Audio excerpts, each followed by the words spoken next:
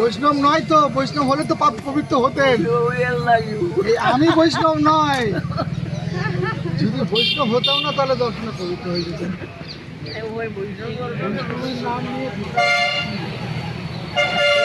আমাদের কাছে দর্শন করলে কোনো, আপনি কি দেখলে তো আমরা পবিত্র হচ্ছি, আপনাকে দর্শন করলে আমরা পবিত্র হচ্ছি।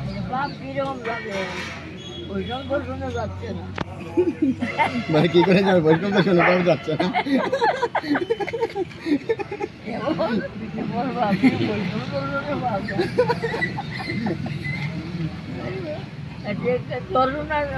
দর্শন করলে যাবে, দর্শন করলে যাবে, তোমাদের ধরুন তো মিলবে না।